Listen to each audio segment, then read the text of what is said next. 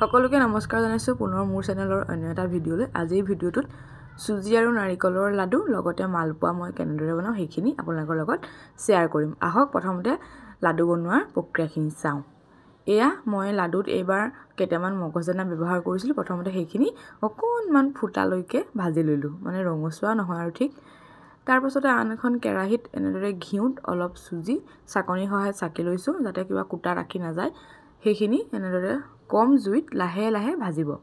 জুইটো বেছিকৈ নিদিব। জুইটো বেছিকৈ দিলে সুজিখিনি সোনকালে ৰঙচুৱা পৰাৰ লগতে অভাৰ কুক হৈ গ'লে পিছত লাডু বনাবলৈ অকণমান অসুবিধা হয় আৰু কেতিয়াবা লাডু নুঠেও। এইদৰে এনেকৈ কম জুইত সুজিখিনি লাহে লাহে ভাজিব। অৱশ্যে অকণমান হাতটো বিষাব, এয়া মোৰো অলপ হাত বিষাইছিলে। মই কৈও আছিলোঁ যে হাত বিষাই গৈছে বুলি, তথাপিও হ'লগৈ ভাজি। তাৰ পাছতে এয়া নাৰিকলখিনি মই এইবাৰ ৰুকনাত ৰুকিছিলোঁ, সেইখিনিও ভাজি ল'লোঁ ভালদৰে। লগতে এই মগজদানাখিনিও খুন্দি ল'লোঁ, আনহাতে এইখিনি হৈছিলে নাৰিকল।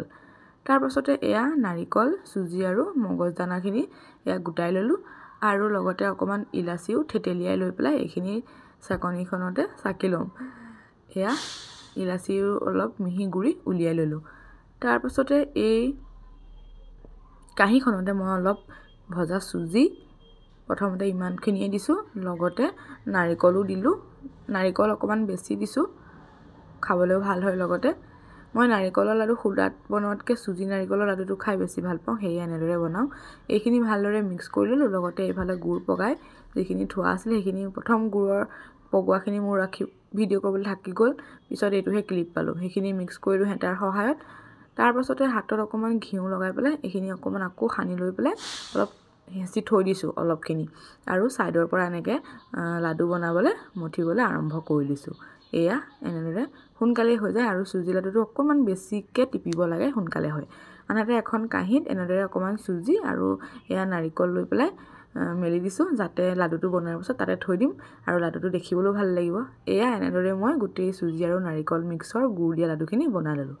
এইফালে আহক, এতিয়া মিলত খুন্দা পিঠাগুড়িৰে মালপোৱা বনাওঁ। আৰু এই পিঠাগুড়িখিনি ভাত খোৱা চাউলৰ আছিলে আৰু এয়া গুড় লৈছিলোঁ, গোটেইখিনি লোৱা নাই অৱশ্যে। এইখিনি মই মিহি মিহিকৈ কাটি ল'ম। এই পিঠাটোৰ কাৰণে চাউলখিনি যদি জহা আৰু আমপাখি হয় খুবেই ভাল হয়। লগতে এই গুড়খিনিত মই প্ৰথমতে কম পৰিমাণে পানী দিম, জাষ্ট মেল্ট হ'বৰ কাৰণে যিমানখিনি লাগিব সিমানখিনি পানী দি এয়া গেছত উঠাই দিলোঁ, যাতে গুড়খিনি মেল্ট হয়। আৰু মন কৰিব যাতে সৰহকৈও পানী দি নিদিয়ে আৰু একেবাৰে উতলো নানিব।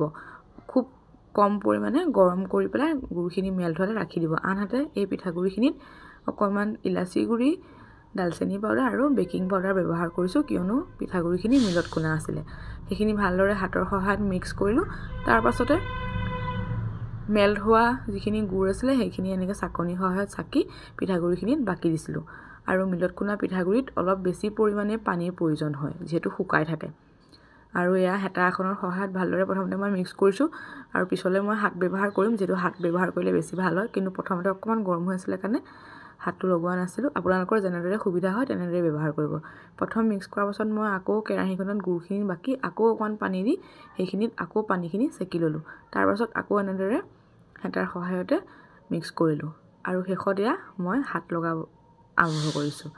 হেতাখনত যিমানখিনি আছিলে সেইখিনি আঁতৰাই লৈ পেলাই এয়া হাত দি ভালদৰে মঠি ল'লোঁ। প্ৰথমতে দেখিছেই মই পানী একেবাৰতে গোটেইখিনি ব্যৱহাৰ কৰা নাই আৰু নকৰিবও, কম কমকৈ পানী দি পেলাই এয়া মই শেষবাৰৰ কাৰণে পানীখিনি ব্যৱহাৰ কৰিছোঁ। আকৌ কেৰাহীখনত পানী দি পেলাই তাৰপাছত এয়া ভালদৰে হাতৰ সহায়ত পূৰা সানিছোঁ।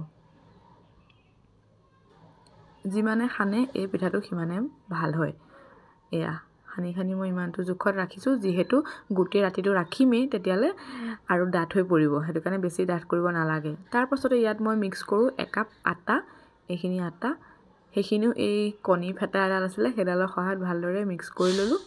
এয়া মই কৈছোঁৱেই, যিমানে এই পিঠাটো এনেকৈ ফেটিব সিমানে পিঠাটো ধুনীয়া হয়। আৰু লগতে মই ব্যৱহাৰ কৰোঁ অকণমান আদা, ৰুকনাৰ সহায়ত ৰুকি লৈছোঁ এয়া মিহিকৈ। তাৰপাছত এয়া ভালদৰে আকৌ হেতা এখনৰ সহায়ত মিক্স কৰি পেলাই মই এইখিনি গোটেই ৰাতিটোৰ কাৰণে ৰাখি দিম। যদি মিলত খুন্দা পিঠাগুড়ি নহয়, মানে ভাত খোৱা চাউলৰ ভাল চাউলৰ লগতে ঢেঁকীত খুন্দা পিঠাগুড়ি হয়, তেনেহ'লে আপুনি 6-7 ঘণ্টা ৰাখিলেও হৈ যায়। যিহেতু মোৰ ফ্ৰিজ নাই, সেইকাৰণে এনেদৰে এটা গামলাত পানী থৈ পেলাই আৰু এই কেৰাহীখনত ঘোলখিনি বাকি এনেদৰে মই গোটেই ৰাতিটো থৈ দিছিলোঁ যাতে বেয়া নহয়, গৰমো পৰিছে যিহেতু। পিছদিনা ৰাতিপুৱা এয়া মিঠাতেল ৰিফাইন সম পৰিমাণে মিলাই ভালদৰে গৰম হ'বলৈ দিলোঁ তেলখিনি। তাৰপিছতে গেছটো কমোৱাৰ লগতে ৰাখি দিলোঁ অলপ সময়। তাৰপিছত কেৰাহীত এয়া এনেদৰে প্ৰথম পিঠাৰ ঘোলটো দিছোঁ, কি হয় চাওঁচোন। এয়া প্ৰথমৰ পিঠাটো অকণমান দিগদাৰ হৈছে, দেখিছেই নহয় এয়া, তথাপিও ভালেই হৈছে। তাৰপাছত চাওঁ 2 নম্বৰ পিঠাটো কেনেকুৱা হয়, ভালেই হ'ব। সেয়া দেখিছে নহয় কি ধুনীয়াকৈ ফুলি উঠিছে। জানিছিলোঁ ভাল হ'ব, যিমানে ফেটিব পিঠাগুড়ি ঘোলটো সিমানে আপোনাৰ পিঠাটো ধুনীয়া হ'ব। এনেদৰে খুব কম সময়তে নহয় অৱশ্যে, এই পিঠাটো বনাবৰ কাৰণে অলপ সময় লাগে, যিহেতু আমি এটা এটাকৈ বনাব লাগে এই পিঠাটো। ধৈৰ্যও লাগিব, সময়ো যায় অলপ, তথাপিও খাই কিন্তু ভাল লাগে ন, আনক খুৱাইতো ভাল লাগে। সেয়াই, যদি এই ভিডিঅ'টো চাই আপোনালোকৰ সহায় হয় তেনেহ'লে কমেণ্ট এটা কৰি জনাবলৈ নাপাহৰিব। লগতে ভিডিঅ'টো যদি চাই ভাল পালে লাইক আৰু শ্বেয়াৰ কৰি দিব। ধন্যবাদ।